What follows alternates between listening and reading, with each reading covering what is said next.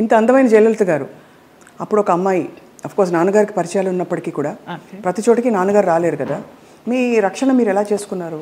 చుట్టూ ఉంటే మగ ప్రపంచం, అండ్ మగ ప్రపంచం వచ్చి మిమ్మల్ని పలకరించలేదు, ట్రై చేయలేదంటే ఎవరు నమ్మరు. అవును అవును, అంటే అది జగమెరిగిన సత్యం. అలా అని వాళ్ళని ఏం అండలేదు. బట్ ఈ ప్రపంచంలో ఎలా మీరు మిమ్మల్ని మీరు కాపాడుకున్నారు? కాపాడుకున్నాను అంటే కాపాడుకోలేదనే చెప్పాలి. కాపాడుకోలేదు, ఎందుకు అబద్ధం చెప్పడం. పరిస్థితులకు అనుగుణంగా వెళ్ళాను, అందువల్ల నేను పెద్ద ఇబ్బందులు ఏమీ ఎదుర్కోలేదు. కొంచెం ఫ్రెండ్లీగానే మూవ్ అవుతూ నవ్వేస్తూ. అది వరకు ల్యాండ్ లైన్లు ఉండేవి, ఫోన్లు. ల్యాండ్ లైన్ తీసి పక్కన పెట్టేసేవాళ్ళం. అవుట్డోర్ వెళ్తే తలుపులు కొట్టేవారు. ఒక ఆర్టిస్ట్ అయితే నువ్వు తలుపు తీస్తావా లేకపోతే నేను ఇక్కడ ఊరేసుకొని చచ్చిపోనా అని అడిగాడు. పెద్ద ఆర్టిస్టా? పెద్ద ఆర్టిస్టే ఒక కాలంలో. అంటే ఎందుకు అడుగుతున్నానంటేనండి, మరి అది వాళ్ళు ఒక బంధం కోరుకున్నారా మీతో, లేక కేవలం బంధం లేదు, ఏం లేదు. బాగుండేదాన్ని, యంగ్లో ఉన్నాను, మంచి పర్సనాలిటీ, వ్యాంప్ క్యారెక్టర్లు వేస్తున్నాను, కూడా అదే అయి ఉండొచ్చు అనే ఒక అపోహ. ఎలా తప్పించుకున్నారు? కొన్ని తప్పించుకున్నాను, కొన్ని తప్పించుకోలేకపోయాను. తప్పలేదు. అంటే మీరు నిర్ణయం తీసుకుని ఎవరైనా ఒక నిర్ణయం తీసుకుని ఇలా ఉంటే అది వాళ్ళ ఇష్టం. అది కానీ అయిష్టంగా బలవంతంగా గనక ఏ పరిస్థితిలోకి వెళ్ళినా కూడా అది బడి కావచ్చు, ఇంకోటి కావచ్చు, ఇటువంటి ఒక చాలా కష్టం కదండి. ఒకసారి అలాగే ఒక డైరెక్టర్ని రిజెక్ట్ చేశాను అనేసి అతను ఆ క్యారెక్టర్ కట్ చేసి పంపించేశారు. పర్లేదు అనుకున్నాను. అలా కూడా జరిగిన సందర్భాలు. ఆ రోజుల్లో ఎలా ఉండేది జయలలిత గారు మీకు? అంటే మనసులో ఇలా జరుగుతోందని ముందే తెలుసా? వాళ్ళు తలుపులు కొట్టేటప్పుడు భయం వేసేదా, లేకపోతే తెలుసు ఎలా తప్పించుకోవాలనే ఆలోచన తప్పించి ఆ భయాలు అవేమీ లేవు. తలుపులు బద్దలు కట్టలేరు. మన్నాడు ఏమన్నా అడిగినప్పుడు ఏదో దాటేస్తాం, ఏదో ఒక రీజన్ చెప్తాం. అవునా నిద్ర పట్టేసింది, ఫోన్ వినిపించలేదనో, తలుపు చప్పుడు వినిపించలేదనో, ఇలాగే మేనేజ్ చేసుకుంటూ కొన్ని తప్పించుకుంటూ, కొన్ని తప్పించుకోలేక, కొన్ని తప్పనిసరిగా. కష్టం, చాలా కష్టం. అయితే కష్టమని అనుకోలేదు. అంటే ఒకసారి పోయినా 100 సార్లు పోయినా పోయింది అంతే. ఇక మనకేం అది ఫీలింగ్ ఉండదు. అంటే కరెక్టేలేండి మీరు అన్నట్టు. అంటే ఆ టైంకి మీరు ప్రాక్టికల్గా సమాధాన పడిపోయారు అంతే. దానికి అంతే, ఒకటే ఏమో, నా వాళ్ళు బాగుండాలి. ఎలాగో వచ్చాను, నేను చెడిపోతే చెడిపోయాను, నా వాళ్ళు బాగుండాలి, అంతే. ఆ మంచి మనసుతోనే వచ్చాను కాబట్టి ఇప్పటికీ నన్ను భగవంతుడు ఈ రకంగా చూస్తున్నాడు 40 years ఇండస్ట్రీలో అని ఒక నమ్మకం. ఇప్పుడు అందరూ బాగున్నారు.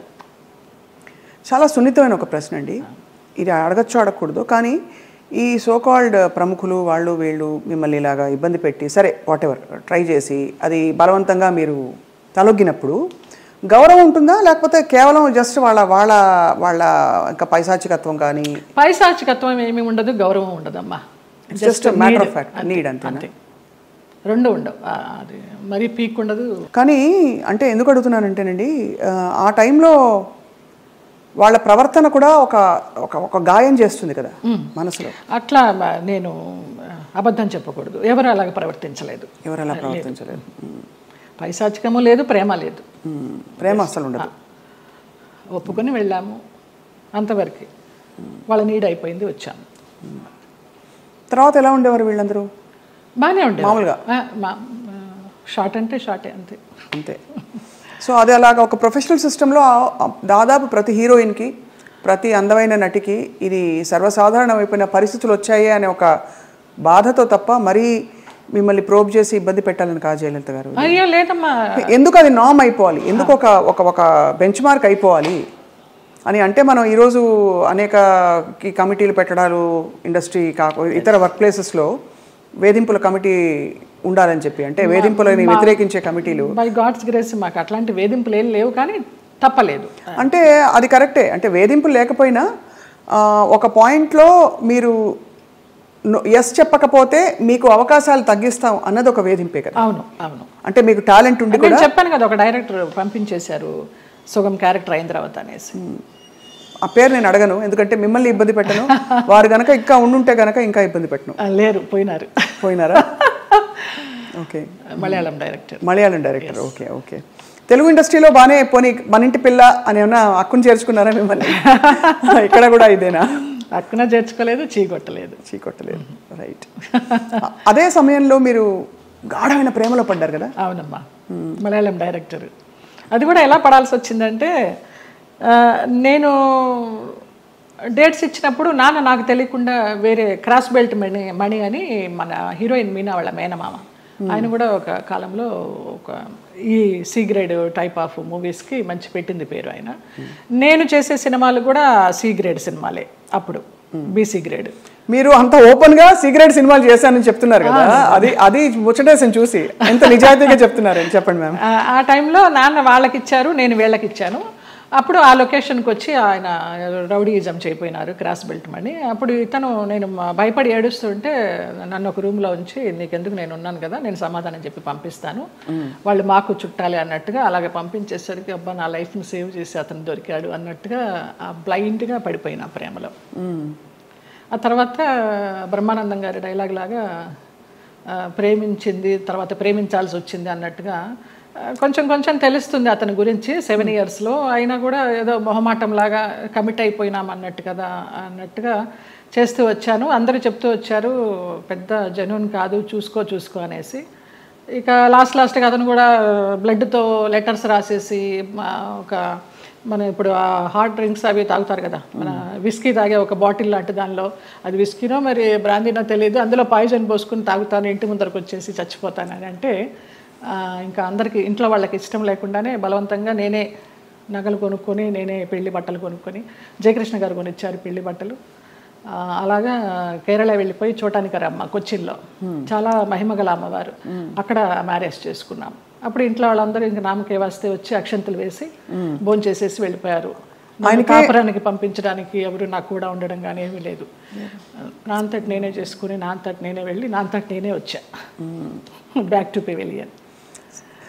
ఆ టైంలో జయలలిత గారు ఆయనకి మళ్ళీ అంటే ఆయనకి మొదటి పెళ్ళే కదా, ఆయనకి ఇద్దరికి అంటే మీకు కాలేదు, వివాహం కాలేదు, బట్ ఆయనకు కూడా ఏమి. అవును.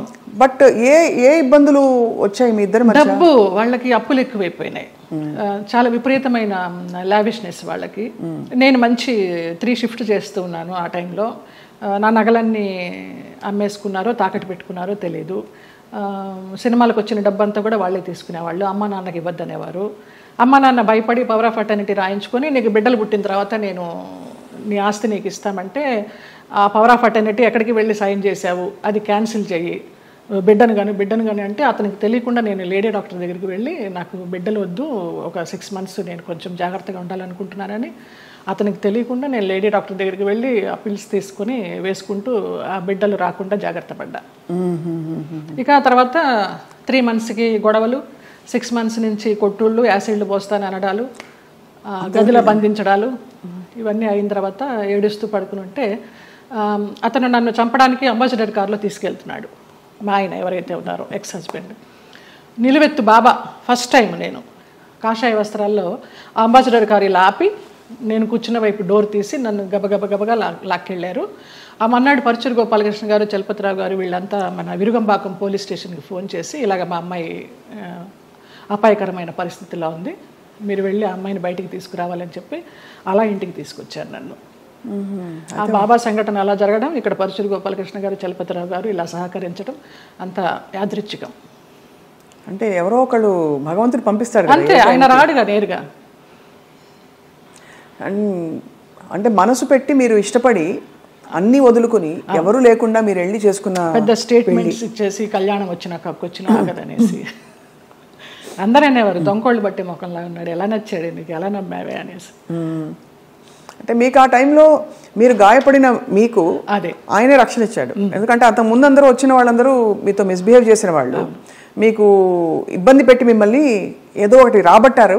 సో ఇతను ఏదో ఇస్తారనుకుని మీరు తప్పలేదండి. అంటే నమ్మకపోతే జీవితం ఎందుకండి? ఇంపార్టెంట్ విషయం, మీరు నమ్మి దెబ్బ తగిలినా కూడా ఆ గాయం ఎక్కువ ఇది కాకుండా భగవంతుడు వచ్చి మిమ్మల్ని కాపాడు. నిజంగా తర్వాత అతను రమ్యకృష్ణతో నీలాంబరి సినిమా చేశాడు కన్నడలో. ఇంకేదో మూవీ చేస్తున్నప్పుడు యాక్సిడెంట్ అయ్యి పడిపోతే ఈ నడుము దగ్గర నుంచి చచ్చుబడిపోతే నాకు మళ్ళీ అతను లైన్లోకి వస్తే నేను నెలకి మెడిసిన్స్కి 5,000 రూపాయలు పంపించేదాన్ని అతనికి. జాలి అవసరమా? ఏమో తెలీదు, ఇంకా రుణానుబంధం ఉందనుకుంటా అనేసి.